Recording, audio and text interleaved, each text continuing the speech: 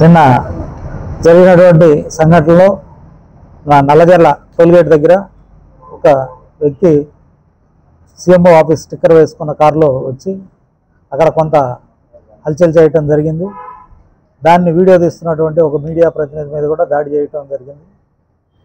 అలాగే అతని గురించి తెలుసుకుంటే అతను జంగారెడ్డిగూడెంలో గతంలో అనేక కేసుల్లో ఇన్వాల్వ్ అయినటువంటి ఊరకరణం జగన్నాథరావు అనే అతను.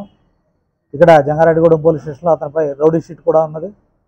తడికిలపూడి పోలీస్ స్టేషన్ పరిధిలో కామవరపుకోటలో అతను నివాసం ఉంది. అతను తపస్య అనే స్కూల్ని నడుపుతూ ఉన్నాడు.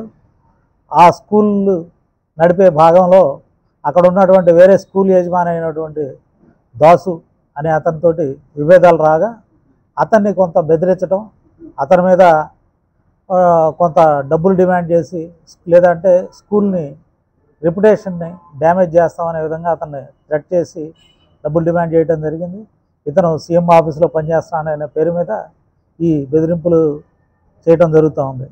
ఇతన్ని అరెస్ట్ చేయడం జరిగింది, రిమాండ్కి తరలించడం జరిగింది. ప్రస్తుతం ఏలూరు జైల్లో ఇతన్ని ఉంచడం జరిగింది.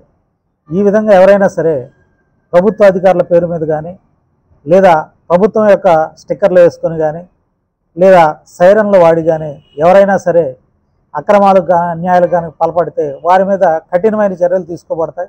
ఇది అందరూ కూడా ఇట్లా ఇల్లీగల్ యాక్టివిటీస్ చేసే వాళ్ళందరూ కూడా ఇది ఒక హెచ్చరిక చేస్తాను. ఎవరైనా సరే ప్రజలు కనుక ఇట్లాంటి వారిని గమనిస్తే వాళ్ళు ధైర్యంగా వచ్చి మాకు కంప్లైంట్ చేయవచ్చు.